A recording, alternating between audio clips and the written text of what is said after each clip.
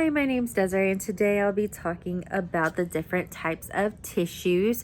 First off, we're going to start with epithelial.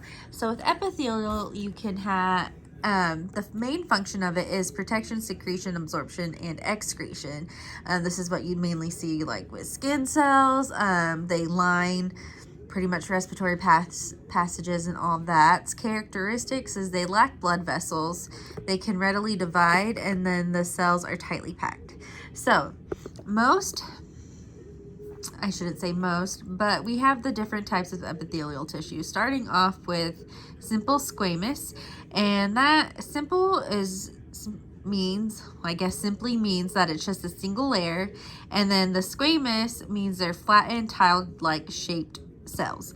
So this would be like a top view of them. They come together, they're flat. And then we can get stratified squamous, which stratified just means multiple layers. So here's those tile shaped flattened cells in the as what I try to do, multiple layers. And then we can get simple cuboidal, which is just cube-shaped cells. Again, simple meaning just one layer. And then stratified cuboidal, which means just multiple layers of the cube-shaped cell. We also have columnar. And these are, I know it doesn't say it in the book as rectangle, but they are longer than they are wide. And again, simple, one layer. Stratified, you get two layers, but most of the time with columnar, you don't have two cells of the of that kind of rectangle shaped. You normally have like one layer of the cuboidal and then one layer of the columnar. We also can get pseudostratified columnar, which is just still one layer, but it appears stratified. So, honestly, it's just the nucleus being in different levels of that columnar cell. So like there's some up top, there's some on the bottom, giving it the appearance of two different layers. And then the last one, epithelial cells we can see are the transitional. And transitional come together because these are the ones that can stretch, like they keep holding together while stretching. So again, specialized to change in response to tension. So a good example of that is when your bladder fills up, these cells come together so that they can be stretched and that they can hold more urine in the bladder for you. Next set of tissues is the connective tissue. And main function of connective tissue is movement. Characteristics, they mostly have a good blood supply with at least two distinct cell types. And then cells are further apart with that extracellular matrix in between them. So the two distinct cell types are, we can see in the cellular component, they can be fibroblasts, macrophages, or mast cells, which fibroblasts produce fibers, macrophages carry on phagocytosis or eating of other cells, and then mast cells can secrete heparin or histamine. And then in the extracellular matrix, we can have collagen fibers, elastic fibers, reticular or ground substance, and collagen kind of just holds structures together. Elastic fibers stretch easily. Reticular help lend delicate support to the structure. And then the ground substance is just what fills in the spaces around these cells and fibers. So first, types of connective tissue are loose. So with the loose connective tissues, we have areolar tissues, which have a lot of the elastic fibers, fibroblasts, and collagen fibers in it. These are kind of what lines like muscles to epithelial. And then we can have adipose tissues, which are kind of like your fat cells, pretty much. This is what you see mainly in your subcutaneous layer. So here we have the fat droplet. The adipocyte is the whole thing here, and then we have a little nucleus there. Next type, we have cartilage connective tissue. So we can have hyaline cartilage, elastic cartilage, and then we have fibrocartilage. Hyaline cartilage, that's kind of what you see more in like your rib cage. elastic cartilage. These ones can stretch more. And then the cartilage are kind of spongier. Next we have dense connective tissues.